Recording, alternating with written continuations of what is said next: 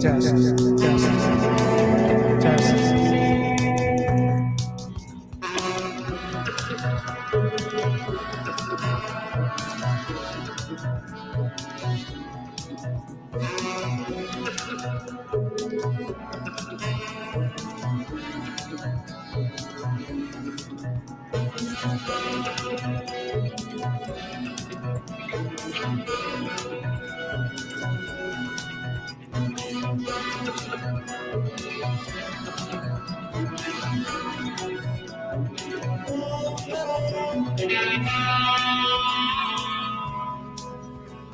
Test, test, test.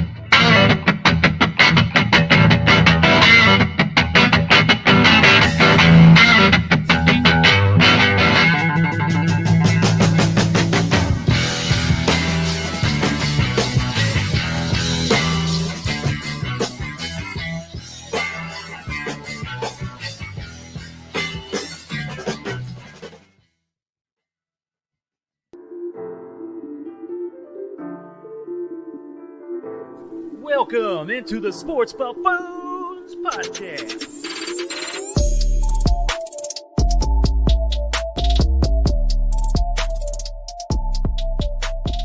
Yo, what's going on out there, ladies and gentlemen, boys and girls? Welcome on in to the Sports Buffoon Studios once again. We got the full trio right along with us right here. We got to my right and to my right, we got Tanner Dawson and Jason GG. What's up, fellas? What's going on? What's up, yo? Back once again. It's so good to be back in the studio, but in a little different setup today. You know why? Why is that? Because we're kind of testing something out right now. Because next week, here on Tuesday, we will be at the Limitless Brewing Company in Lenexa, Kansas, doing a live show, live pre-draft, fun-ass show for you guys. It's going to be a lot of fun. I'm going to come out, hang out, have some beers with us over there, and just have a good old time. We're going to have a speaker for you guys, open mic as well. Anyone has to come up with questions, comments. You can call us idiots if you want. I don't give a damn. But we want you there. So if you guys are listening out there on Facebook and so on, please come out and join at Limitless Brewing Company in Lenexa. It is directly between Lackman and Flum on 95th Street. So Tanner, I mean, we're excited for this thing, all right? We are excited. Had a new addition to this big event here at Limitless. Dan of Let's Talk Sports has granted us the ability to give away any jersey that you want if you win and enter in. Essentially, if you come in, you comment on the show, or if you come in live to Limitless, you have a chance to put your name in for a drawing. Dan from Let's Talk Sports is there to help us out, kind of sponsor us basically in a way. So wait, Tanner, you're saying the way it works is if you show up to Limitless and you drop your name in a bucket, then you have a chance to win a free jersey. You got your chance to win a free jersey. Or if you comment on the show while we're live, you also have a chance to win a free jersey. You also have a free chance to win a jersey. Dan from Let's Talk Sports. Let's go. It's awesome. Dan's got it all covered here. Most importantly, even if you don't win the free jersey, you still get a chance to get hammered. That is very, you know what? That's very true. That's very true. Because they do have some good beers out there, guys. They have a new double IPA that I had a couple weeks ago, hoping it's still on tap. I hope they didn't run out yet. But otherwise, these guys have been around the business now for quite a while. I was one of their first ever customers, and I was the first one to walk in the door of the new establishment. So yes, we're very loyal to Dave and Emily over there, the owners of Limitless. They're a good brewery. Have treated us well in the ping pong days back in the day, and that was kind of what we did as a recreational sport. But yeah, I'm just excited to get this done, man. We've been wanting to do this actually for about a year now. We have actually Right? over 2 years A now. little over 2 years. Yeah, Same. I mean, literally our first year in. We've been wanting to do a live event there in the back room. We talked about at the old building.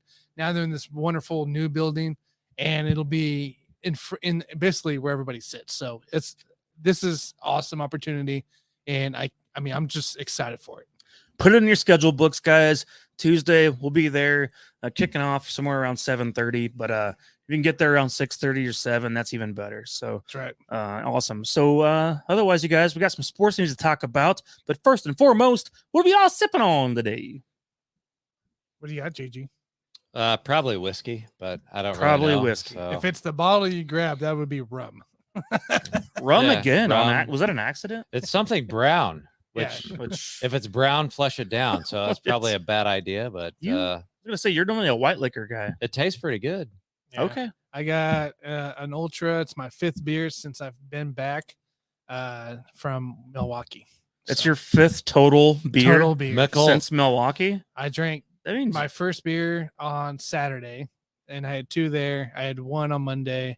That's my 4th beer since I've been back. So you're doing low carb right now. Does that also I'm mean doing low liquor and low carb? does that also mean that you're high protein right now, or Yeah. how's your diet looking right It's about good. now? It's actually really good. I didn't I'm, know we good. were. Hey, Good to know. When are we a nutrition podcast? by the way, big announcement here. I am below 225, guys. So By the way, Well, there you go. if That's we big. did, if we actually did a nutrition podcast, it would probably bring a little bit more value than what the fuck that we're doing right now. So, but that's neither here nor there. Look, Jason, it's draft season. It's draft season.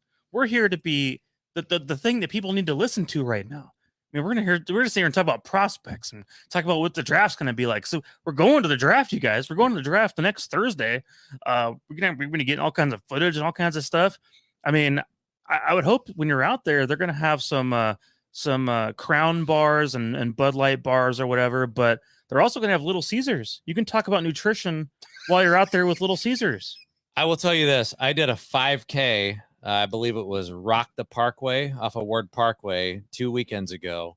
And I was very proud of myself for finishing that 5K. And I was even more proud of myself when I got to the end and Martin City Brewing had a tent set up and I got the Gentleman Stout. And they gave me like 2 of them for free. I didn't even have to pay for it. I was like, what's better than that? You finish a 5K, you feel good about yourself. And then you get an Imperial Stout, and then you feel even better about yourself. Right. So shout out to Rock the Parkway and Martin City for having that shit out there. we got Ian out here commenting. Hi from Australia. Are you buffoons kidding? Aussie beer kills U.S. beer. Whoa, Look I at don't know about The that. shots. I don't know. Shots. What do they got out there right now? They got, is it Killian's from? No, it's Irish. Never That's mind. Irish. What do we got in Aussie beer? No, Aussie. I don't know. So maybe we're wrong because we're out of touch because Foster's? Australia's on the other yeah, right on the other side of the country. You know I'm what I mean? sure there's better I have beer a than feeling what we see in the Aussie's a US. little behind the times on some of the great U.S. beers we have I'm here. sure there's stuff that we don't get here in the U.S. Well, also, that we wouldn't. think Jason, you about. know as well as I do, they're very limited in their abilities to do things.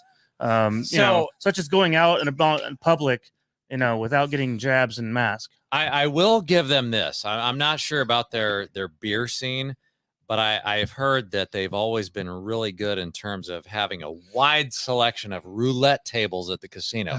Like I've heard if you're a big roulette player, like you should probably go to Australia because you're going to have a lot of options out there to try to make a lot of money. That's okay. Two fools out here, I guess guys. we'll play Just roulette. What happened to the cable spool table where it's a sombrero? I don't like change. Look, two fool. We're gearing It's- up next Tuesday. We just announced The it. sombrero comes back next week. Next Tuesday I'll be back. We're gearing up. We're doing a practice run. I got to make sure everything works right for our live event at a brewery next week. So this is why it's a little change. Now, I hold on. apologize. Didn't warn you ahead of time. Is there going to be a way for the people online to be able to see the crowd a little bit? Yes, while we're there? yes. I So will have a that's the plan, camera right? facing the crowd. Perfect. I'll be working on a little layout this weekend. So don't worry, guys. I got you taken care of.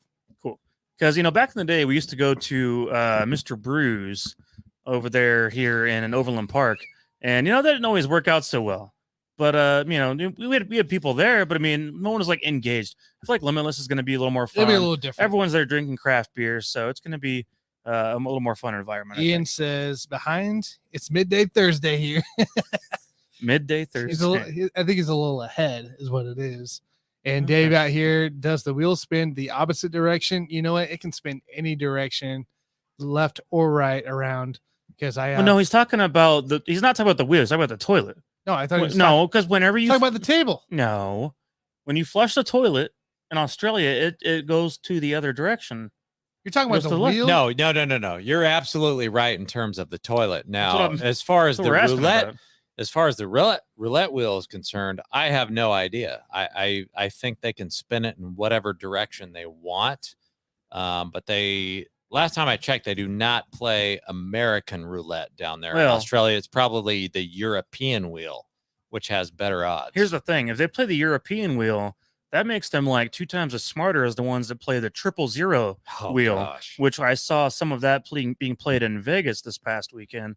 So if you're playing a 000 roulette wheel, you're just a dumbass. I don't have anything good words for you. You mean to tell me that they actually have that now in Las Vegas, the 000 I saw it. roulette wheel? Because I was about to actually throw some money on there until I realized, oh, look at all those zeros. Wow, there's 3 of them in a row. That's because they cluster them into one little section.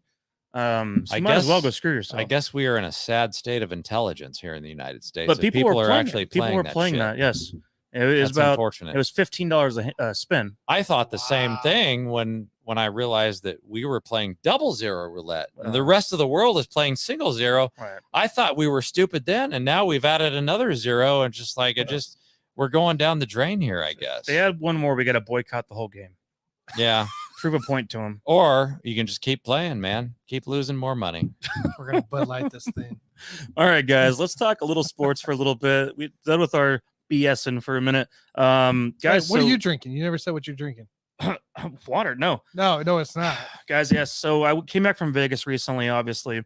Took a little break, decided it's Wednesday, might as well have a fling.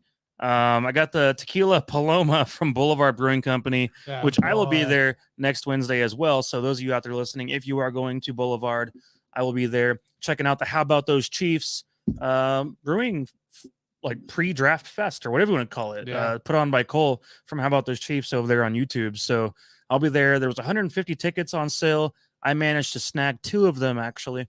That boy. So thanks to Dad for helping out too for that one.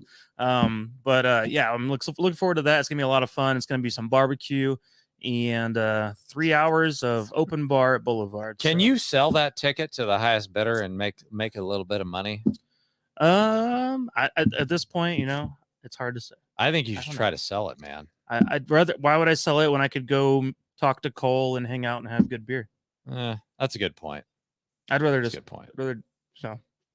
that's Yeah. all. I'd rather do what you're doing. All right, guys. Anyways, let's dive into some random NFL around the league, around the news type of thing right now. Where we're going with, obviously, we have the draft coming up, and we're going to talk NBA a little bit later. But were you guys surprised at all, real quick, about the signing of Blaine Gabbert to the Chiefs as the second string quarterback? Because I know for me, I wasn't surprised one bit. This is Andy Reid doing Andy Reid things. He loves having a veteran backup quarterback. He's done that his entire time in Kansas City, did it his entire time with the Eagles as well. He loves having someone who's experienced as the number 2 quarterback.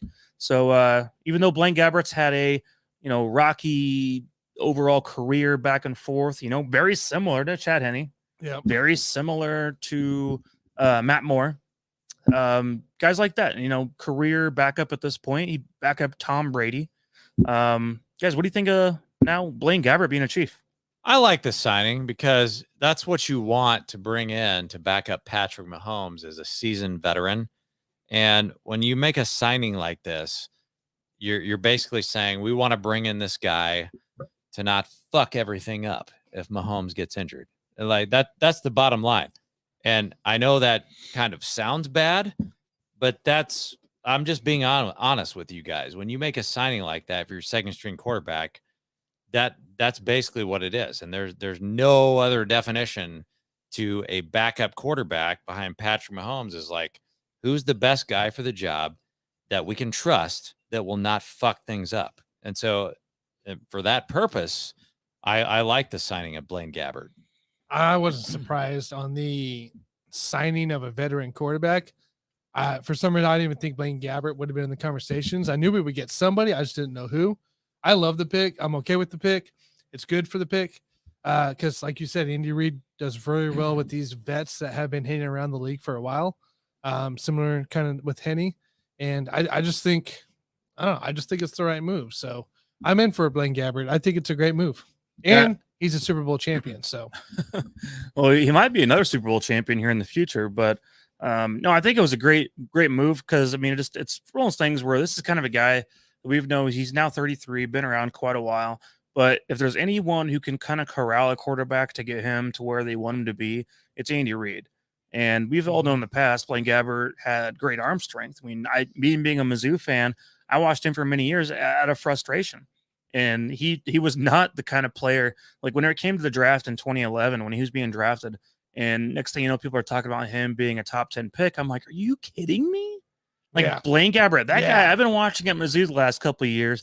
To be a top 10, they all looked at, oh, well, he's big and tall and thick, you know, got a strong arm. And they, you know, everyone thought they could just coach him into becoming a true quarterback of a quality stature. And the thing is, he was awful in a lot of ways at Mizzou. He let his talent do everything for him at Mizzou. And even then, it wasn't good enough. And I think Andy Reid's the one guy that can kind of corral a guy a little bit, especially a guy like him, and get him to settle down a little bit in the way he is in the pocket, because he's a nervous wreck in the pocket a lot of times.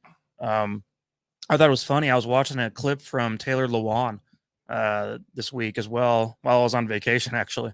And he was talking about his experience with Blaine Gabbert. I don't know if you guys saw this or not, but he said Taylor Lewan was talking about Blaine Gabbert in 2018. He was part of the Titans. And Blaine Gabbert goes out and he says something along the lines of, you know, you guys just out there stand him up and let daddy rock it, or something like that. And so Taylor Lewan's saying he's like the first two throws coming out, Taylor Lewan's like, woo, this guy, okay, we're doing something.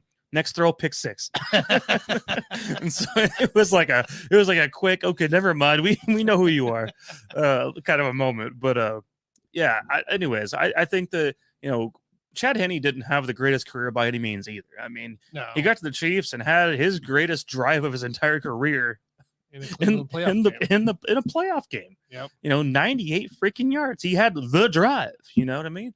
And you know, there's always a way Andy can make these guys perform to their ultimate level. We saw it back in the day with Jeff Garcia, Kevin Cobb, guys like that, and obviously, you know, Matt Moore, Chad Henne, Chase Daniel even played a decent game here and there whenever he needed to, with Alex Smith sitting out for a game. And I feel like I feel confident in a situation where if anything was to ever happen to Pat, because, you know, obviously we never want to see Blaine Gabbert play a damn game as a Chief other than preseason, then I feel confident. I feel confident that we're going to have it figured out, and Blaine Gabbert's going to be ready to roll when the time comes, if the time ever comes. Yeah, the other thing you can't forget about this whole thing is, like, this is not just a football move with Blaine Gabbert. This is a life move, because we can't forget about what happened last year when Blaine Gabbert helps rescue a family from a helicopter crash. This was last year, and there was a family that I guess was in a helicopter that had a crash landing. They were under duress, and Blaine Gabbert basically instructed the passengers how to inflate their life jackets based on his own experience in the water, got him on the jet ski. So this was kind of a rescue mission for Blaine Gabbert. And I feel like, even though this has nothing to do with football, I mean, like, the fact that he has that life experience, that might come in handy if, in fact, he jumps into a situation where Patrick Mahomes can't get back on the field for whatever reason. Like, that could be a rescue mission in terms of his NFL career if he has to step in and help out the Chiefs in that capacity. Yeah. Yeah, I forgot all about that, Jason. That's a good thing to bring up. Yeah, I remember hearing about that, but I totally forgot about that entire situation. And so at least it tells you he's cool under some kind of pressure. Right. You know what I'm saying? So were you cool. Were you kind of surprised, guys, that they didn't go after a guy like Chase Daniels, like a reunion kind of deal? Well, no, at this age, Matt Is Ryan, Chase Daniels now Carson like 45 Wentz. years old at He's this point? 36, My gosh. 36. Yeah. Now, at this point in Chase's career, I mean, we had him for a couple of years. It's fine, but I think at this point, there's no point in bringing him back again. I think Andy sees something maybe in Blaine. He can kind of get corralled a little bit as a player, and if the time ever comes, hoping not, to get him going. So Yeah, I'm cool with him being a backup because otherwise Shane Buechele was going to be the number 2. Speaking of which, Dave's out here says, I think it's just to push Buechele through competition, which it very well could. I mean, it's going to put him in a roster, chance for a roster spot again. Should be. I mean, it should be, but it's also just the MO of what Andy Reid does with always having a veteran backup. Somebody that's around 30 years old. Twofold out here says maybe they should have traded for Rodgers. Need a decent backup. Well, Rodgers doesn't want to play for Green Bay. So, by the way, he's still going to the Raiders, guys. Oh, Jesus. I've been calling this for months. We're still on this. You guys have all been laughing at me. It's still going to happen because he's not on the Jets. So, speaking of trades, one more thing real quick, you guys, to talk about. The 49ers have received inquiries from several teams looking for a potential trade partner for the former number 3 overall pick, Trey Lance. The conversations have been the result of San Francisco fielding the calls, not making them, with teams aware that Brock Purdy is likely the future starter, meaning Trey Lance could be available.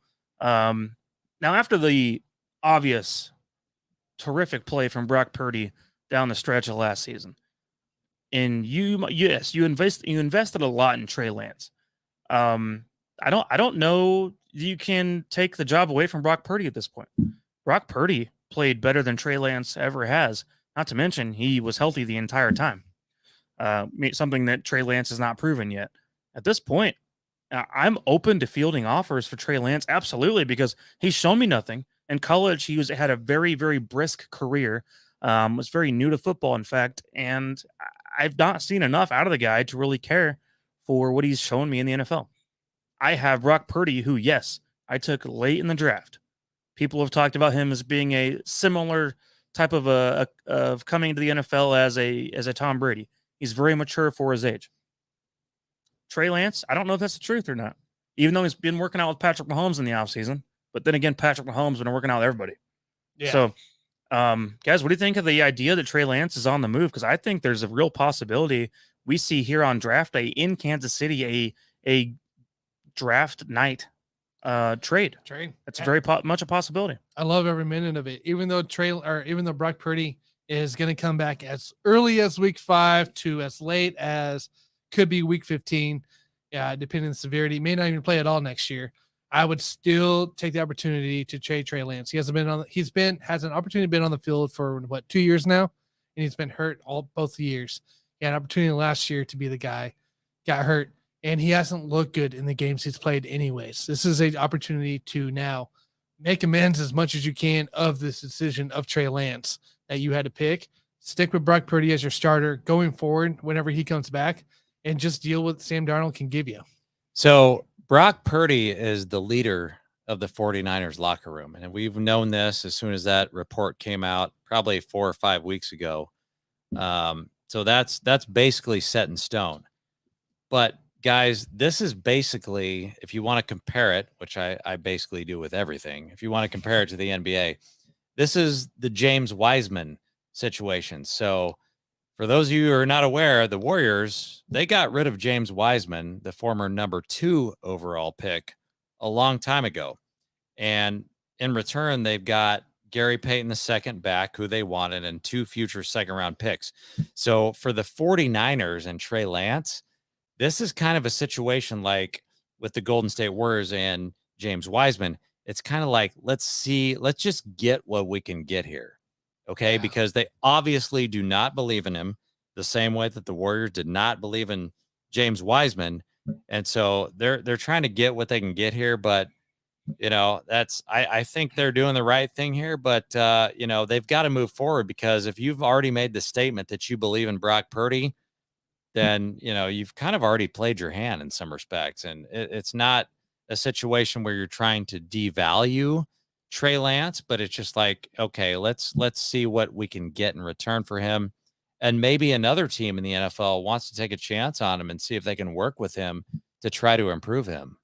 Yeah, one thing I noticed about Brock Purdy, and I just remember going through the playoffs, is watching his mental maturity on the Yes. field, which is something that's extremely unique to have and is needed to have in a successful quarterback. And that was something, that only special players have, is the mental maturity. And a guy that was drafted in the way he was, later in the draft, it's very similar to, a Tom Brady type of mentality. It's the Because even calmness. Tom Brady, whenever he was 23 years old, had this calmness demeanor about him. Yes. After the game, he would be talking to the reporter. But you could just see, like, he had this thing of, like, I'm going to be here for a long time. And he's not going to let whatever happens, successful or not, rattle him. He's got an end goal in mind. That's what he wants to be focusing on. And Purdy, just the way he handled these interviews, to me, was a very mentally mature way. And kind of you pick up on things over time, I think, with certain quarterbacks. And Patrick Mahomes is great about it. I mean, Patrick Mahomes has a lot of energy out there, of course, but at the same time, he's mentally mature as well. And he always has been since day one to come to the Chiefs. I see that in Purdy. I don't know that we've seen that in Trey Lance. And obviously we don't see that in guys like Zach Wilson or Sam Darnold, and you brought up Sam Darnold, but Yep. I'm saying there's certain guys you see it in, other guys you don't see it in. That's why we talk about the it factor sometimes, is they're like, what makes a guy special? And a lot of times it's as simple as, especially playing quarterback, you guys, that the mental maturity is probably one of the most important aspects you can have in the NFL. Getting to this point, getting to this stage, and handling the adversity that comes with it. Because you're not going to win every game. You're going to lose a lot of games. You're going to lose tons of games. You're going to get used to losing at the NFL level. But if you have the mental maturity and calm the meter to withstand that, then you can kind of battle through anything. It's the same reason that guys like Ryan Leaf failed. He didn't have that.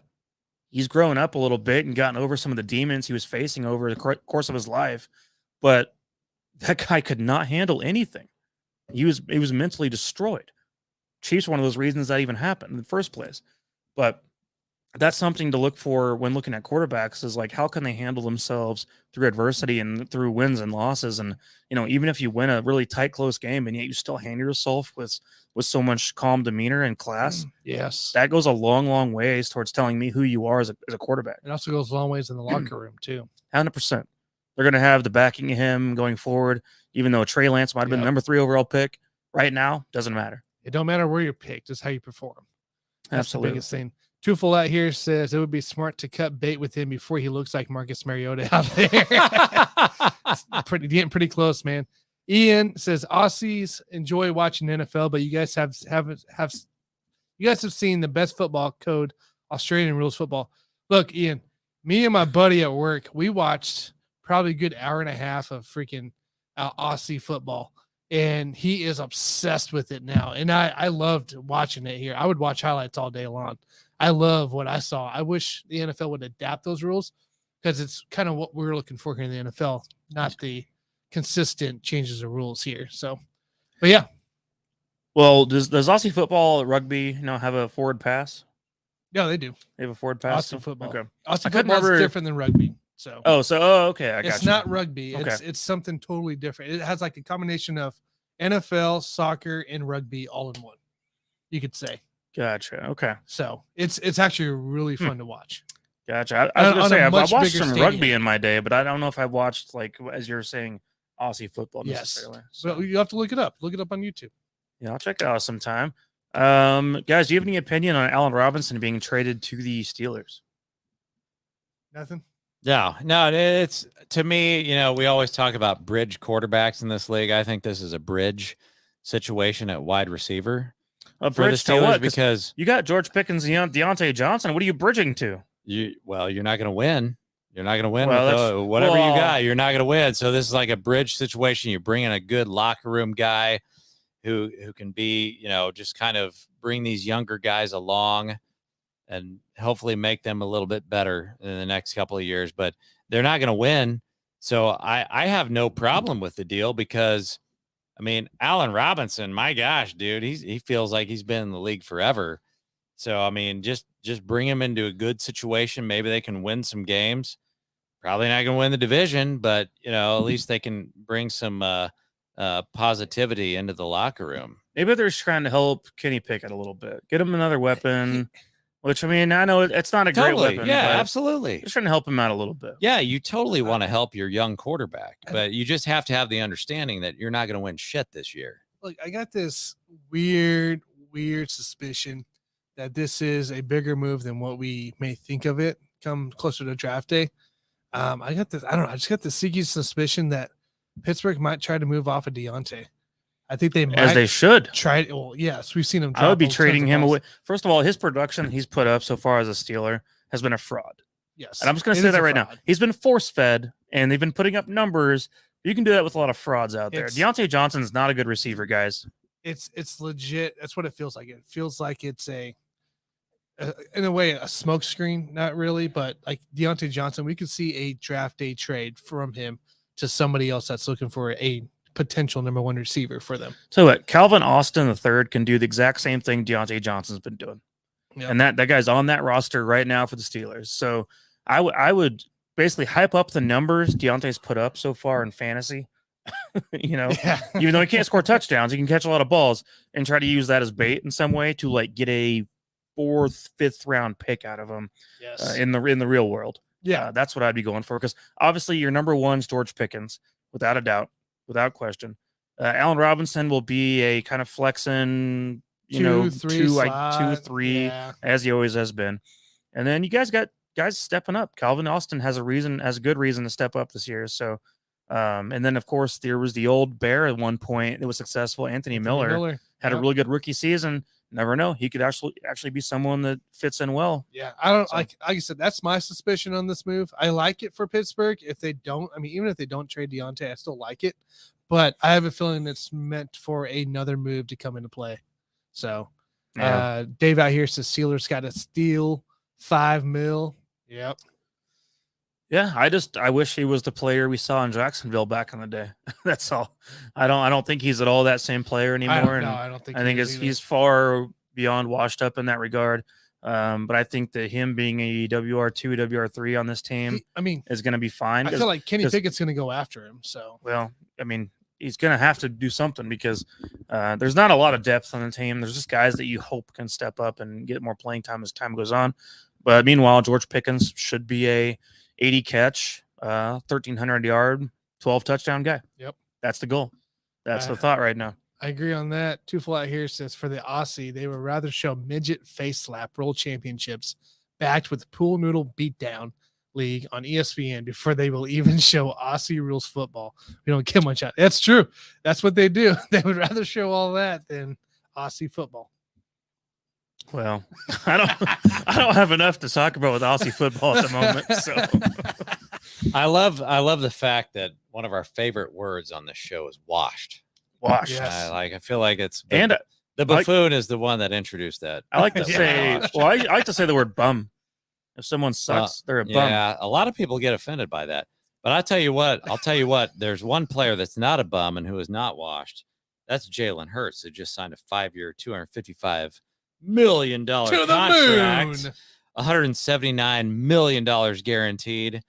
And I want to get you guys' opinion on this because I want to know how that affects the Lamar Jackson upcoming contract with who the hell knows what team he's going to play for. Wow. But also, is that going to affect like Joe Burrow, the Justin Herbert contracts? What do you think? Who's going to sign the next quarterback contract that's going to reset the market? Because I don't think it's going to be Lamar Jackson. Oh, I mean, hell, it's like kind of like who's up next kind of deal. Has to I be mean, Lamar Jalen. next. First of all, I want to say this real quick. Jalen Hurts played a Super Bowl winning caliber game against the Chiefs. He played phenomenal. Absolutely. And I love the way that they ran. I mean, just had one. and obviously the plays where, he just does a quarterback sneak and they'll shove him up 3 yards. I loved it. That's a great play. Mhm. I hope they loved never it. take that play ever away, because you know what? It's part of the game. It's part of football, and find a way to stop it. But he's known for that kind of stuff. He played phenomenal. 3 rushing touchdowns in the game. He was passing the ball extremely well. Devontae Smith had a good game too. I think it's well deserved. Yeah. I think Jalen Hurts putting up those numbers this course of this entire season consistently. He did it consistently. Yes. It was well deserved. And he proved himself as a passer and a runner as well, equally. A playmaker for that team. 100% playmaker equally. He could do both equally. And he's healthy. Well, we saw the improvement we needed to see, I think, as well, right? First year starter takes the team to the playoffs. They lose to the Bucks, whatever. You took your team to the playoffs who shouldn't even been there. Second year, you take your team to the Super Bowl with some added key superstar, AJ Brown, come to play. Like you improved exactly like you should. You met what you should be doing each year, progressing. And I think it's the right move. I think you found a guy, the Eagles found a guy that they believe in, that can stay healthy, that can do multiple facets of the game. But can we answer Jason's question at all? Like, as far as who's going to get the next big dick contract? Lamar Jackson. Well, I'm going to put it to you a different way, because I feel like you guys probably both agree with me that we were sitting here talking about the Deshaun Watson contract and saying that was an anomaly. And now all of a sudden we see a guy like Jalen Hurts, who just made it to the Super Bowl, that did not get the guaranteed money that Deshaun Watson got.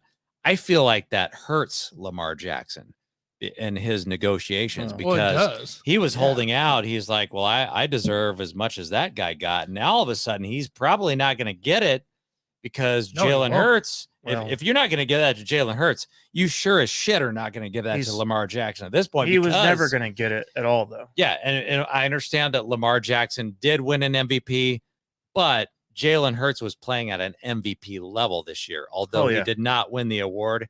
And so I feel like the fact that Jalen Hurts just signed this deal, that's bad news for Lamar Jackson. I feel like he just kind of needs to take what he can get at this point. Well, Lamar needs to set his ego down for a minute. I mean, the guy is a good player, but he's not as good as he thinks he is. And just because, like you just said, just because Deshaun Watson got this ridiculous contract by the dumbass Browns does not mean that now every quarterback deserves a fully guaranteed contract of $250 million. That's not how this thing works. Like, it's unfortunate that Watson had to kind of reset the mindset towards quarterbacks in the league. But at the same time, you need to be kind of realistic of where you're at. Patrick Mahomes is no longer the year-to-year highest paid quarterback. He's already been surpassed. That contract he's signed, number 6. That contract he signed for $500 million. He's not the yearly highest paid quarterback. Not even close. By annual salary, he is only the 6th best quarterback in the league. So Lamar Jackson, can you believe that shit? Can sit his ass down, because the best quarterback in the league is Patrick Mahomes. So I don't want to hear it from all these quarterbacks who want this guaranteed money when the best quarterback in the league is getting paid the 6th highest annual. So salary. what about Joe Burrow, though?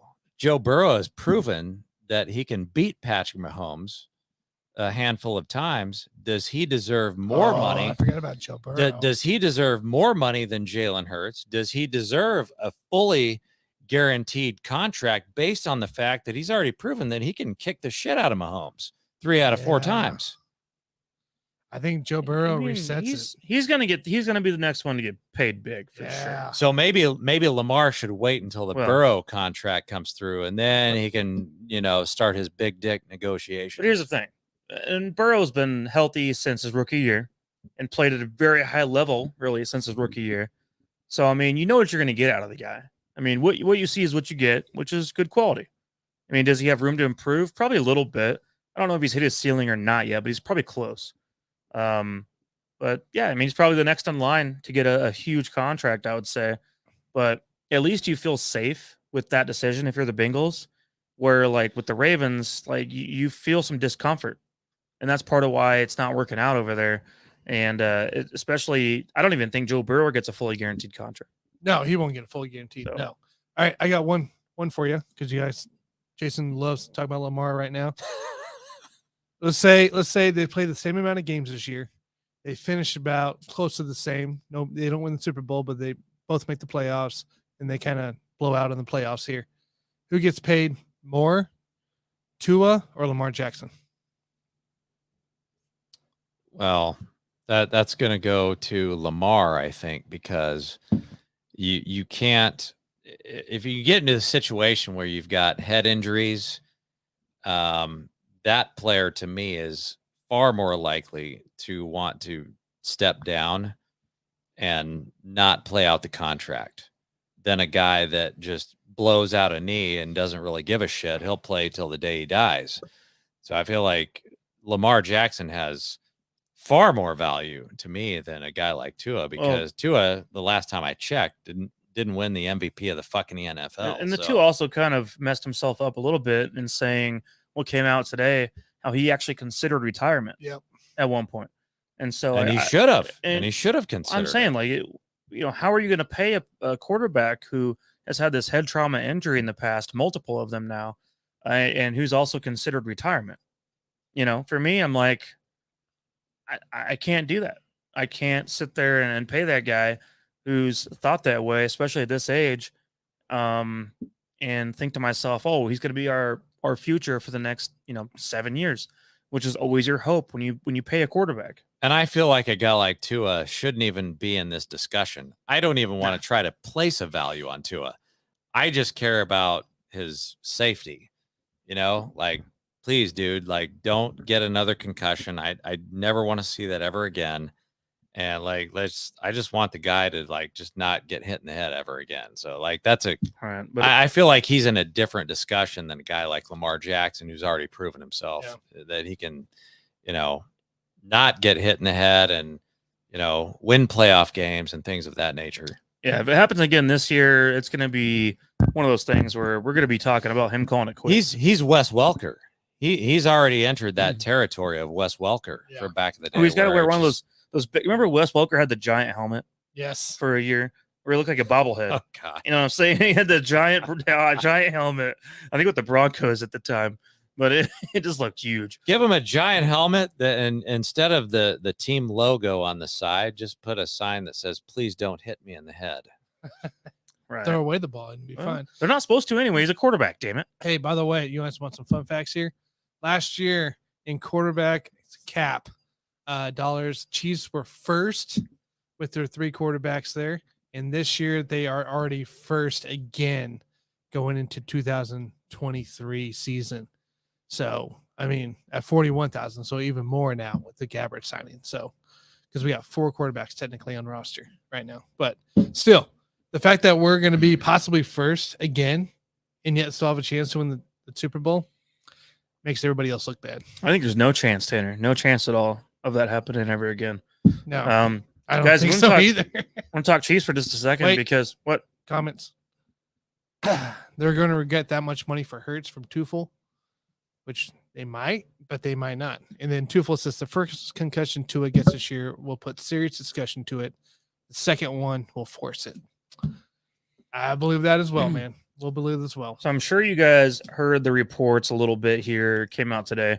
So Chiefs quarterback Patrick Mahomes has been working out with a couple prospects, wide receivers, as a matter of fact.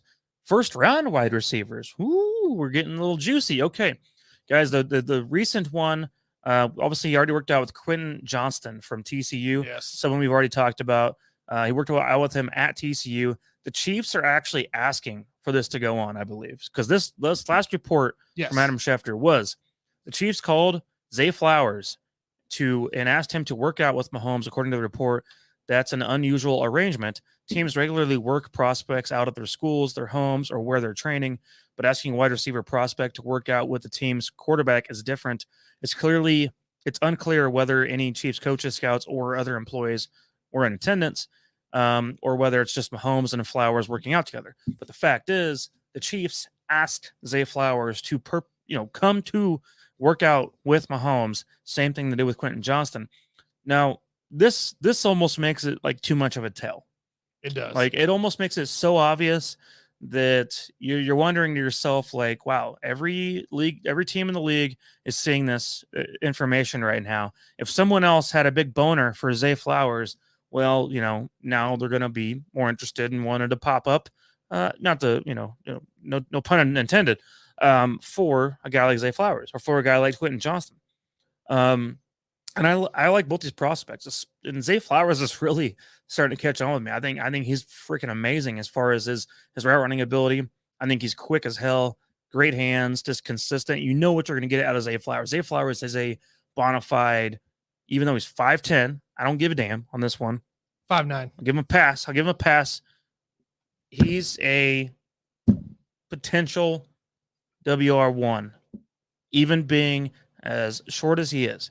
If you gave that guy 6'1", he's going top 10. Promise you. But because he's 5'9", but it's also like 5'9" and 3/4 or something crap like that. No, the guy looks phenomenal, especially in the underneath stuff. He's going to do the exact same thing Tyreek Hill did in this offense. Yes. And for a fraction of the price, by the way, if he's to be somehow picked up by the Chiefs in the draft. But guys, like looking at these reports, like Mahomes working out with these draft prospects, does it at all make you think it's a smokescreen? And I know, Jason, you love to talk about smokescreens all the time. But is this potentially a smokescreen, or is it genuine interest? I think it could be a smokescreen. I would say the average that I see with Zay Flowers is like kind of between that 20 to 25 range. And I think that the Chiefs would be fully confident in trying to trade up to in between 20 to 25. However, if that smokescreen causes it to get out of control, and now all of a sudden you're looking at top 12, top 10, I really don't see the Chiefs moving up that far. Maybe it's because he's 5'10". Maybe the Chiefs that think that they don't care about a smokescreen. Maybe they think that, being at 5'10", that he's going to drop to 18 to 20, no matter what, and that they're going to get him. But as a Chiefs fan, I'm not comfortable saying that the Chiefs are going to move up to like a top 12, top 15 pick to try to get him. I mean, I'm a Zay Flowers guy. Like, if I'm looking at the Chiefs draft in the first round, he's number one on my radar, and I would totally do whatever I can to get him. But there's only so far you can reach, and for me, it's got to be in the 20s. I'm not gonna reach any higher than that. Yeah. So according to NFL Draft Buzz, who I've been following a lot from my scouting reports, his position ranking receiver is number 5, but his draft projections the second round, the top 10 in the second round. So it sounds like we wouldn't have to give up those assets in the first round to get this guy. We can maybe sit. Are we just trying to look for chemistry? I think that's what he's. If you remember, I mean, which we all remember, Patrick Mahomes, whenever he kind of requested to take a stab at Clyde Edwards-Helaire at pick 32 overall. The team asked him his thoughts on Clyde Edwards-Helaire, and he was a big fan of him. Obviously, Pat watches all sports. Pat's a big sports guy. He watched LSU quite a bit, and he was fully aware that he liked what Clyde had to offer. Yes. So in this situation, now he's actually being put in a situation that I've never heard of before, of actually working out with the draft prospects before the draft ever happens. That's one of the more unique things I've ever actually heard of, because you would think Aaron Rodgers by now, in all his years in Green Bay, would have had the chance to do that. Or does that franchise just not give a damn what he thinks? They don't ever give a damn, dude. Because the Chiefs do give a damn what Patrick Mahomes thinks. And if Patrick Mahomes goes out there and throws with a guy for a while and picks up on a little chemistry, or picks up on, this is the type of receiver I want to be throwing to, they're going to make that choice. They're going to make that draft pick. And I think that's what they're doing in this. I don't think it's a smoke screen by any means. I think if Pat's not wasting, first of all, they're not going to waste Pat's time either. Pat's not going to waste his time. They're not going to waste Pat's time. They're doing this for a reason, and it's for a good reason. It's for a reason of seeing who do you gel with. And it's something that I'm surprised more teams haven't done, or just thought of maybe, or, at some point we'll probably see this being banned at some point, where you're not allowed to have your quarterback go throw with receivers in the draft. But meanwhile, while it is still legal, might as well do it. So to me, I think that it's going to come down to what Pat's thoughts are towards the receiver. And clearly it tells me we're gearing towards 31 overall being a wide receiver. Yeah, pretty much getting close to that. That's what I'm also, thinking. If Green Bay respected Rodgers, they wouldn't have drafted Jordan Love in that situation. So true. I was just using him as an example. Yeah, it's a good example because that front office doesn't respect Rodgers in that way. But why don't we see like Josh Allen doing this, or Joe Burrow, and so on. You just don't see that. You don't. The thing that I think works to the Chiefs' advantage is the fact that when you look at guys like McCole Hardman, Juju Smith-Schuster, those guys they're good receivers, but they don't hold as much value on other teams as they hold with Patrick Mahomes. And I feel kind of the same way with Zay Flowers. The other teams are looking at this guy saying, oh my gosh, he's only 5'10", And yeah, that's a lot of value, if you put him with Patrick Mahomes, but we don't really know what to expect with him on any other teams. And so I feel like that's the Chiefs might have a good shot at him. Well, he's pretty much the exact same height and weight as Antonio Brown, but faster. So we can, if you want to have a comparison, there's one for you. Yeah, I've heard that comp. We'll go there for just a moment. I've heard that comp, and I'm totally on board with him. That's why I want him. Minus the stupidity. Yes, that's what matters the most. Right. Well, he wasn't stupid until he got CTE. Just to be clear. Vontaze Perfect made that happen. Vontaze Perfect. It's his fault. It's not Antonio Brown's fault. Now in today's league, Vontaze Perfect is banned, never coming back ever again. So maybe Zay Flowers could stay mentally healthy for longer. And by the way, Antonio Brown did win a Super Bowl, so let's not make this a shit show talking shit on Antonio Brown. But I want to for real. I know you do, Mike the championship. So come on, can we just not talk shit? Can I promise you one thing? I don't want to have a segment like that. Zay Flowers will never walk out on his team in the middle of a game ever in his life. Or on his fantasy team. Promise you. And I'll never forget, never forgive. All right. Real quick here. Dave out here said Aaron wouldn't take the time to work out with a draft prospect. It's beneath his level of godliness. It's probably a good point. That's actually true. It's probably good. Well, he's got to do podcast with Pat McAfee and all that. So he didn't have time to be doing all that stuff. So I wish there was a way that we could get like a wide receiver to work out with him in the dark. Like if you could have a darkness retreat where you just get one wide receiver and Aaron Rodgers can't even see the motherfucker and just start throwing passes to him. That's Mahomes and Kelsey. They can do that in the dark all day if they want. Probably could. But I think that's what Aaron Rodgers wants. Yeah. All right, guys. Real quick here. Ian, the Aussie, concussion is a problem in ours too. One of the players just suffered his 10th concussion and his future in the game is in doubt. That's scrambled eggs right there, man. Mollies, man. So, did you guys ever have a concussion in sports? I had one. No. I had one. I probably should have got checked for one after Jared Milo ran me over. Knowing what it is, I know for a fact I had one. I didn't have one, no. But yeah, I had one.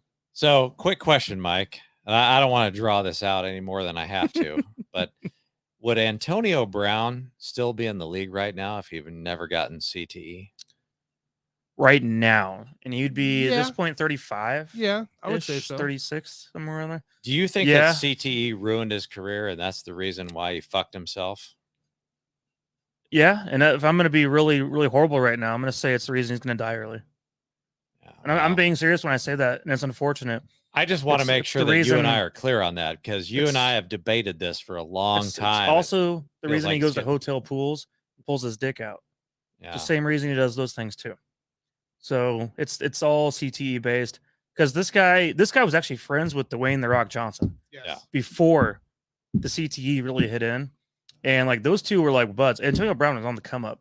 Antonio Brown was, as we all know, on his way to becoming as good as Jerry Rice. There was talks about that at the moment, and things just with the way they went downhill so fast, and the amount of talent that guy has naturally of playing the game of football. It's sad. It's sad, and I'm afraid for his, future now. You know what I'm saying? Like in the next few years. I have a problem with the way that the Steelers let it get out there that they, after the CTE and after everything with Antonio Brown, the Steelers came out and put it out there that like, oh yeah, we were having problems with him long before you guys ever knew about the CTE. And I have a problem with that because not to this extent. I was like, when you look at what his production on the Steelers, I'm like, no, you guys are liars. Okay. You never had a problem with Antonio Brown. He was a superstar for that fucking team. And so that's the thing that pisses me off is like, they come out after the fact and say, oh yeah, it's kind of like Dennis Rodman on the Detroit Pistons. No, don't lie to me, you piece of shit. You never had any problems with him back then because in terms of Dennis Rodman, you were fucking winning championships. Yeah. Right. And in terms of Antonio Brown, you had a superstar on that fucking team. Yeah, absolutely. So I just hate it when teams come out after the fact, after a player goes off the rails or whatever, and you say, oh, yeah, we could see this coming a mile away. Shut the fuck up, you piece of shit. No, you did not. That's No. bullshit. That's what He pisses changed. me off about professional sports. Antonio Brown changed, and it was pretty obvious when it happened. Yep, it is. Do you guys have something else? Any other NFL news? I was done my NFL news, guys. Okay. I was wanting to kick it over to JG for the NBA, actually. I'll bet you would. Would you like? You would like to talk about the NBA, wouldn't you, Mike? You've been Yeah. waiting on that for so long. Well, no, Now, it's let's the put- playoffs, man. It's the playoffs. So let's put Mike out of his misery here because Don't even start with that. No, putting me out of my misery. I'm a little bit pissed off right now, guys, because Draymond Green of my Golden State Warriors, because that's a team that I follow and I like, they suspended this guy. And if you guys haven't seen the play, I encourage you to go on YouTube right now and watch the play and figure out why this guy was suspended. So Domantas Sabonis got called for a technical foul for grabbing his leg, grabbing Draymond's leg. And a lot of people are out there saying, well, he was the instigator. And Draymond Green, who got called for a flagrant 2 for stomping on, allegedly stomping on Domantas Sabonis after the fact. If you guys can watch that play, you need to watch it I'll try to pull because it up here. Hang on. if you watch that same play, and I want you guys who are my age, 46 years old, if you could take that same play and just move it back to the 1990s, you guys all know that this is inadvertent. The whole fucking play would have never been shown. Okay. It was just a physical play. And you look back to the 1990s, it was a physical league. And now fast forward to 2023, it's become a cupcake league. The NBA is total cupcake and we can't let players get hit. And, I watched the play and basically nothing happened. No. Everything was inadvertent. But now all of a sudden, because the commissioner of the NBA was watching live in the stands, now we have the feeling that we need to give Draymond Green a punishment because this is a guy that has, he's got a bad rap. He's the villain of the NBA. So now all of a sudden we have to punish him. The bottom line is in the 1990s, this is not even a foul. Okay. So we had a technical foul on Sabonis, a flagrant 2 on Draymond Green. If this was in the 1990s, they wouldn't even call a common foul. And I promise you that. These guys got tangled up. It was totally inadvertent. And the problem I have with today's NBA is that it's not a real man's game.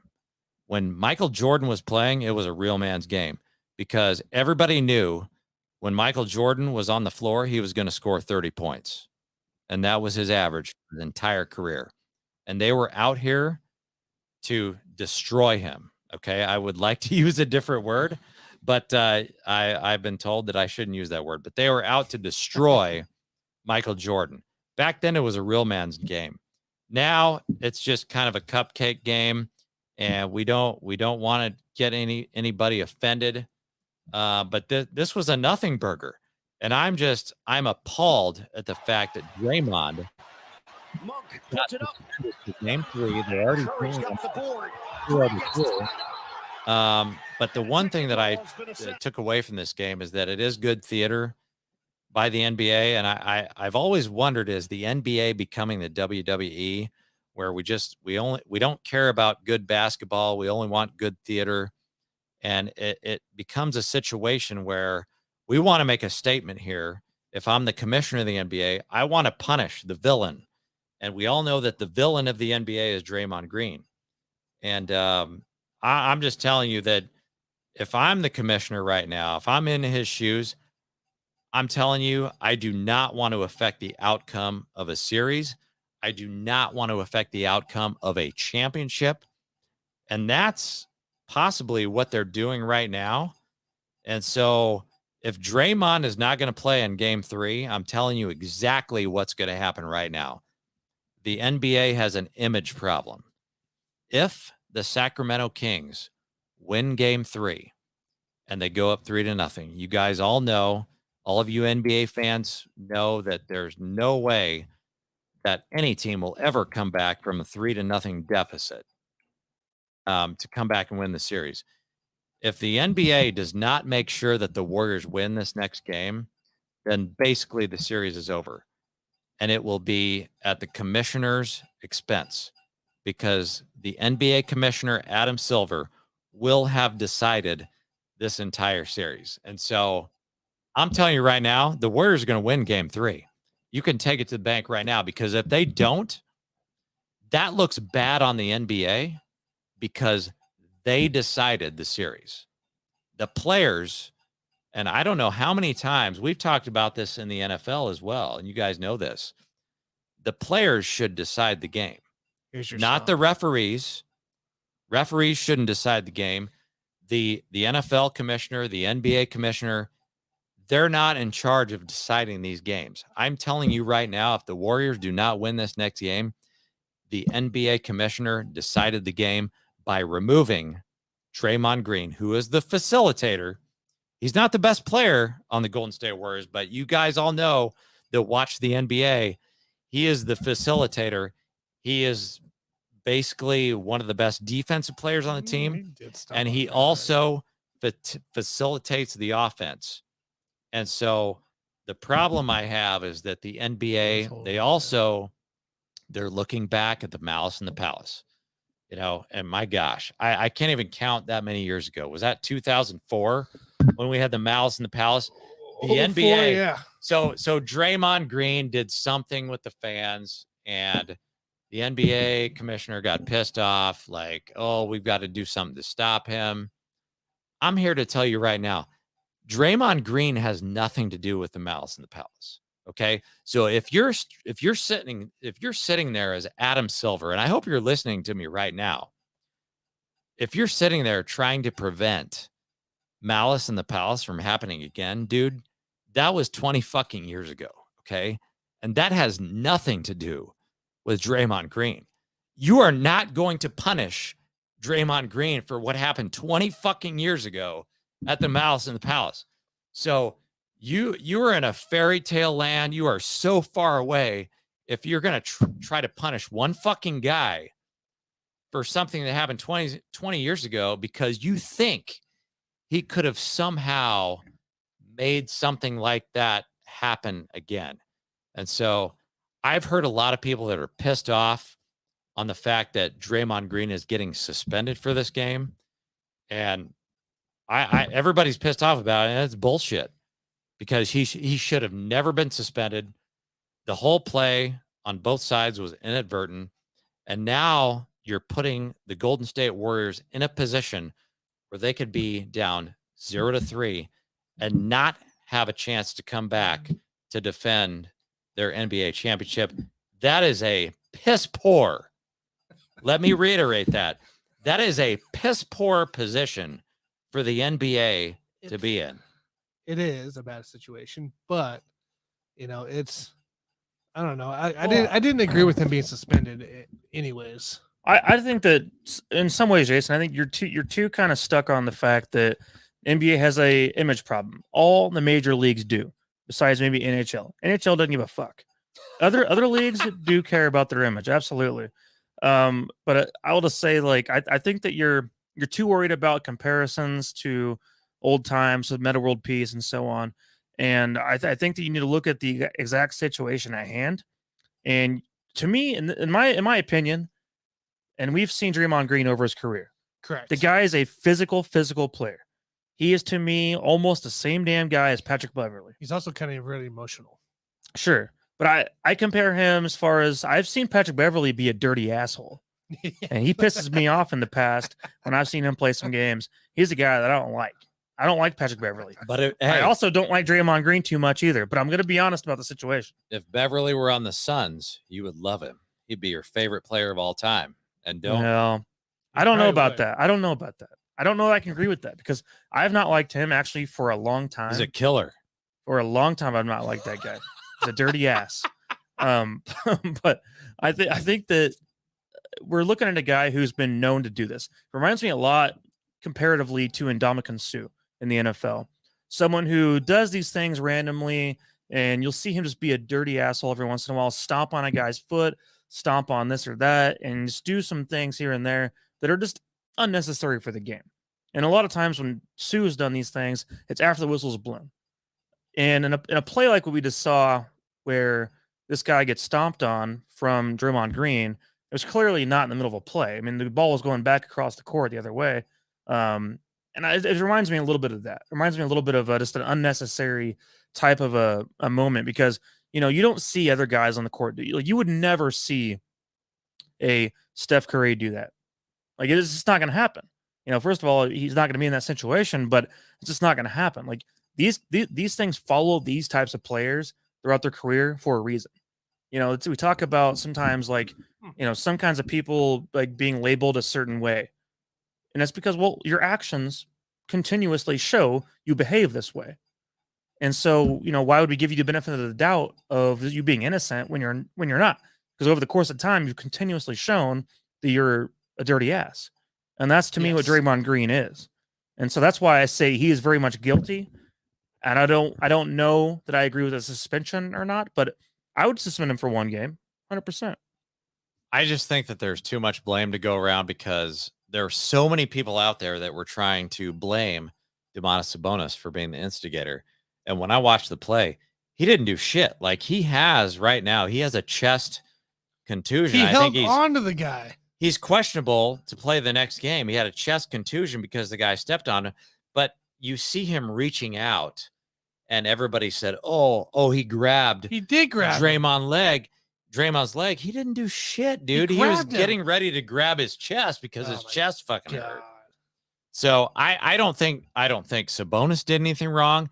I don't think Draymond did anything wrong. Everything was inadvertent. But I'm glad, Mike, that you brought up Meta World Peace, because I would love to see that exact same play with Meta World Peace on the ground, and instead of a beer can hitting him in the chest, or a cup of beer, I think it was, hitting him in the chest, Ben Wallace's foot. Ben Wallace's foot in the chest. I mean, we all know that would have ended up differently. And that's why I'm going to give credit to Draymond Green and Sabonis, everybody out there, because nothing ever happened. And allegedly Draymond Green was instigating the crowd. Nothing ever happened. If you would have put Meta World Peace and Steven Jackson, my guy, in the same scenario, dude, you would have had all out war. And so I think the NBA has already proven that they've made strides to make everything better and just keep all the fans safe and everything like that. Nobody did anything wrong. And I just think this whole preemptive thing where, we got to keep the fans safe and we can't let anything happen. I was like, that has nothing to do with fucking really bogus is what that has nothing to do with fucking 2004, dude. Get over it. That was fucking 20 years ago. Real quick here, Ian says in Australia the fans would be in uproar for the player on the floor faking an injury, which they should.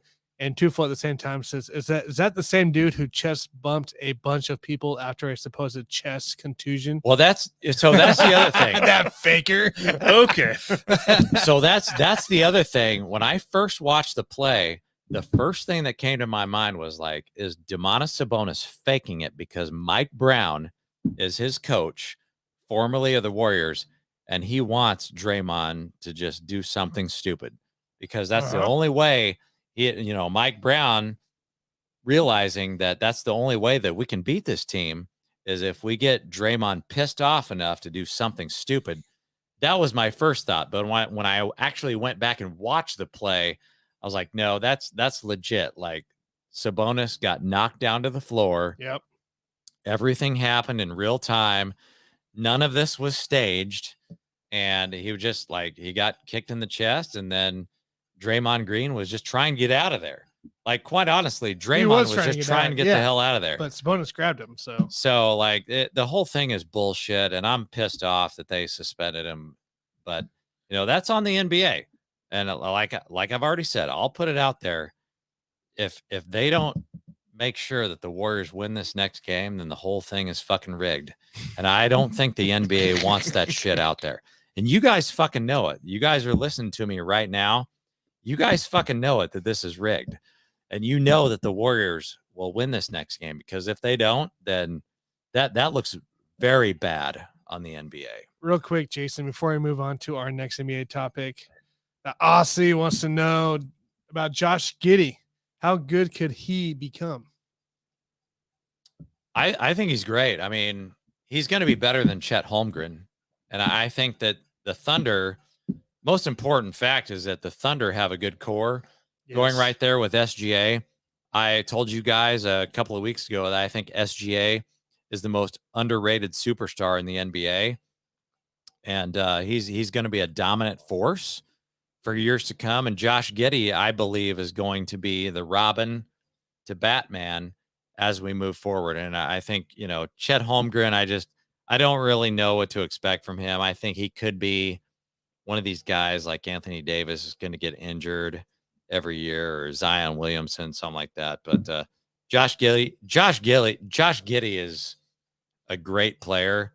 I think the most important thing for the Thunder is that you've got that 1-2 punch that you can depend on for the next 5 to 10 years, for sure. Yeah, I agree there. So, all right. Well, what's our next topic for the NBA world? Into the Suns and Clippers. Are we doing Suns and Clippers? Got to talk about the Suns and Clippers. Yeah, for a few minutes at least. I mean, it is my favorite team on the hook right now. So, I actually, being in Las Vegas, I had a bet placed on them, thinking it would be an eady win with Paul George being out. I did too. And Tanner apparently did too. So, that did not fare well that evening, because it felt like the right call. They'll end up losing by 5. Now, obviously, the Suns made up for it with winning last night, so they're on the right track once again. But it's not going to be easy. I mean, they got to get some things figured out here and there, because they should be handling this situation better than they are so far, especially if you're talking about, wanting to get to the finals. You got Kevin Durant healthy and all that. So, to me, I'm just curious what Jason you have to bring up, because I'm okay talking Suns all day, man, but I want to see what your problem is. I've got a few problems. I got a few problems with this fucking series. Number one is the fact that we all talked about the fact that Kevin Durant was undefeated as a Suns player in the regular season. But if you're an NBA aficionado, you know that the regular season doesn't matter, and it's completely different than the postseason, even far more than the NFL. And so when the Clippers won that first game, it was kind of like, okay, that probably doesn't mean anything, because Paul George isn't going to play, and the Suns are still going to win this in 5 games. It's going to be a gentleman's sweep. The big problem I have with this series right now is that Russell Westbrook is not the Russell Westbrook that you saw on the LA Lakers. Not at all. He made an impact in game 1, even though he only scored 9 points in that first game. They still won. Russell Westbrook scored 28 points in the second game. So when I look at this and I see that Westbrook scored 28 points in that second game, and Kawhi had 31, 8, and 7, and the Clippers bench really didn't do shit in game 2. We always talk about this over and over again. I try to cram it down you guys' throat. The role players generally don't do shit on the road. But when you go back home, which is what's going to happen for the next 2 games in this series, these Clippers role players, Norm Powell, Terrence Mann, when they go back to play on their home court, they are actually going to show up. So I've got some issues here with the Suns, and I know that we look at Kevin Durant, and he's basically, he's still to me the best player in the league. Mm-hmm. But we saw last year when he was on Brooklyn, the best player in the league is not good enough to do something by himself. He was not good enough to beat the Bucks last year by himself. I don't know that he's good enough this year to beat the Clippers. All of the stuff that we've seen from the Clippers has all happened on the road. Westbrook, he's still a superstar, guys. If you put up 28 points on the road, we all think that Russell Westbrook is a washed player. You put up 28 points on the road, you are still a superstar in this league. Even though everybody's out there, I listen to it every day. The guy can't shoot. He can't do shit. He's washed. You know, his shooting percentage, he can't shoot threes. Whatever you want to throw out there, the guy can still play. He put up 28 points on the road. You look at the other side of the court, all right? And I don't care about Paul George, right? He's irrelevant right now. He's not going to show up in this series.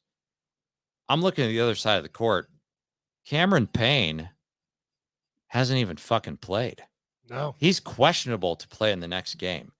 We have zero depth on this Phoenix Suns team. Okay? These games by Phoenix were played at home.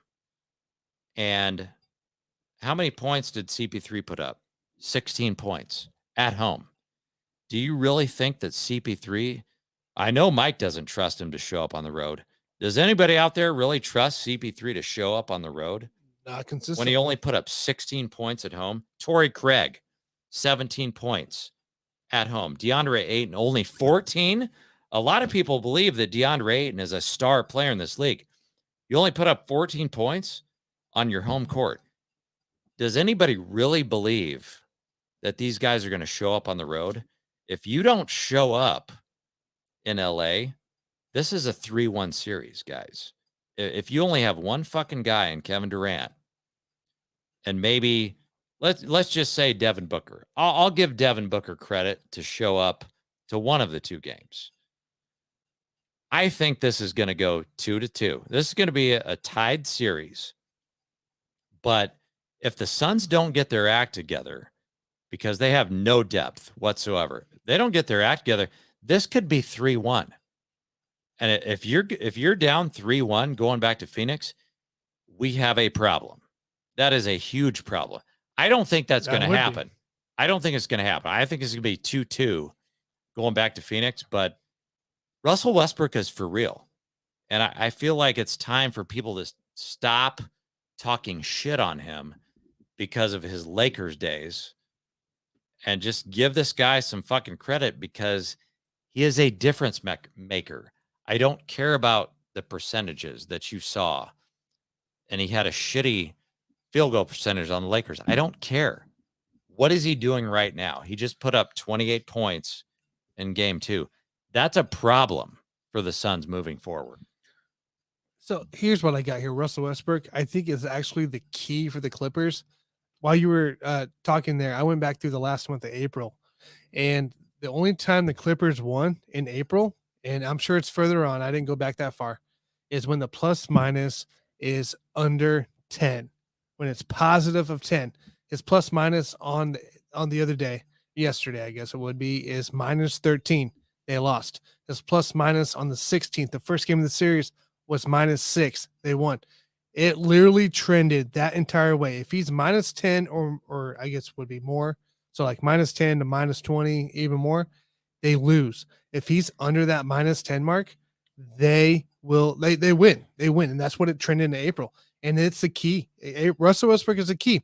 How much responsibility can he take for these possessions for the Clippers? You know, you had 3 turnovers yesterday. You had 2 turnovers in the first game. You had to minimize those turnovers, but you had the 8 assists to be able to cancel those out in a way. 11 boards. Yes, you didn't score 28 points the first game, but you scored 9. You still brought up stuff. So I think the plus minus for Westbrook is going to be your key in this series, and it's up to Westbrook. Westbrook controls essentially how this Clipper team performs. Well, I just like to talk about the Suns for just a second. And the state of the Suns and where they're at and why they got here in the first place was that, you know, they obviously went all in to get Kevin Durant to get to this point, because this was not a good season for the Suns. No. Up to the point of getting Kevin Durant. It has not been a good season whatsoever to be a Phoenix Suns fan. But you're talking about the lack of depth. That was part of the deal. Part of the deal was trading away Cam Johnson and trading away Jay Crowder and Mikal Bridges. That's part of the deal. That's why there's no depth anymore left on that team. They're basically their whole goal right now is to try to win this whole damn thing with their starting five. Yeah. And Torrey Craig probably is not worthy of being on a starting five. I mean, he's actually had some good games. I don't mean to totally diss the guy. I mean, he's kind of doing what Jay Crowder was doing. I'll give him credit for that. But before the trade, he was a backup role player. Yes. And now been thrust into being a starter, and luckily he's shown up at times. But this Suns team we see currently is exactly what they wanted it to be. Like this situation we're in right now, where there is no depth, is exactly what they asked for when they did that KD trade. I just hope you guys understand. There's a current former NFL player on the Suns roster, as a matter of fact. He's on the bench. So is this a deal But- where I talk about NBA shit during the NFL topic, and then you talk about NFL shit during my NBA topic? No, I not at feel all. like- But like, I'm pointing out. Wainwright? that's what happens. Yes, Ish Wainwright. Yeah, Ish Wainwright. Yeah. I'm just making a comment that He they're- has to do it. they're Let him currently. do it. Well, I do it all the Let time, him do it. but they're currently working with a former NFL player on their roster, and that's on their bench. Like you feel like that should not even be a thing. Like why is that even a thing? And yes, we're talking about Ish Wainwright, Yeah. which you guys probably know about more than I'd even do. But what are they supposed to do? Not really. What are they supposed to do? What are they supposed to do at this point? Well, I agree with you, Mike. Like this is what they signed. This is what they signed up for when they made the trade. So So- if they fail, they fail. If they fail, they deserve to fail, and they got to figure it out next year, which they're going to have nothing to work with because their future was with Cam Johnson. But the thing is, they went all in. And you and I know when we talk about baccarat, we talk about gambling. You never go. You all never in. go all in. Well, the Suns did exactly what I used to do back in my 20s. So Well, and that's the funny thing. I feel like in sports, when you make that all-in move, it's just like everything else. It's a 50-50 proposition. Sometimes it works, a la the LA Rams, and sometimes it doesn't. A la the 2014 Royals and the 2015 Royals. Yeah, sometimes it works, sometimes it doesn't. But But the I- difference with hold on, Tanner. The difference with the Royals, though, they were already working themselves towards winning before they made their trade of Jose. I almost said Jose Cuervo. Jose. I thought you were going to say Oh, Jose. Canseco. I You thought talking you were. about Johnny Cueto. Johnny Cueto. Oh gosh, I thought he was going to say That's the- Jose That's the Abreu. Palomo talking. I thought he was going to say Jose Abreu and then Jose Cuervo. I meant Johnny Whatever. Cueto. And Jose But no, Canseco. they made that trade at the trade deadline, you guys. The Royals trade was the trade deadline, but the Royals were already in a winning position at that point, anyways. So the Suns in this situation already knew they were falling behind, so they went all in to try to make up for that and had to give away all their future pieces. And dude, here's the thing about the Suns. They had to do that deal.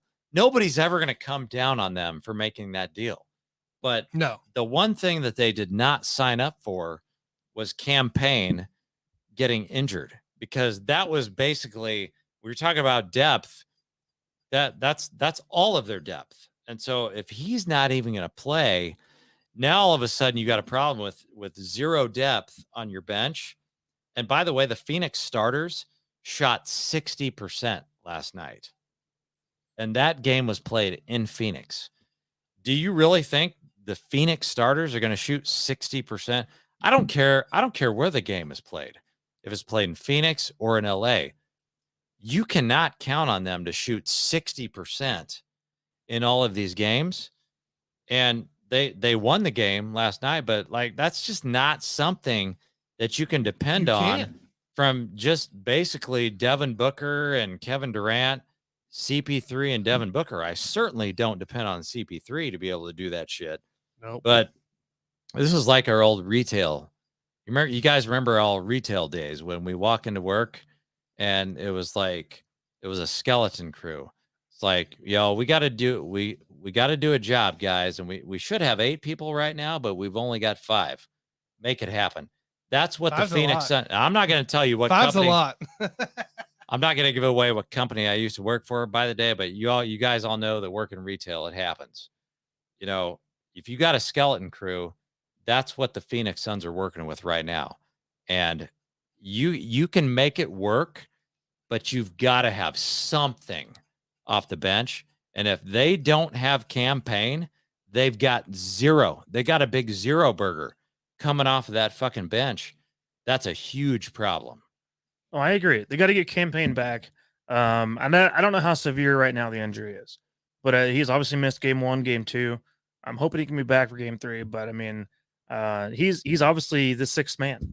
It's a back injury on this team. Like the back, those back injuries that can go one of two ways. They don't go away. He's done, or he might play the next game. Well, it doesn't go away when you're old, maybe, but maybe campaign can come back from it.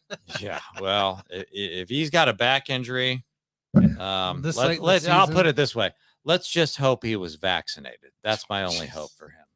If he's vaccinated, that back's probably going to start working these next couple of days. Well, being in Phoenix for a few years, I mean, I assume he's probably had to get that at some point. So I bet he's probably safe. He's safe and healthy. Bottom line is, I think they're in trouble. But it's going to be a 7-game series at this point because I believe in Russell Westbrook when the whole world never believed in his ass, especially those Laker fans out there. Very nice. It's Very true. nice. All right, guys. We've been running a bit long the last couple shows, it seems like. But we'll be wrapping it up here.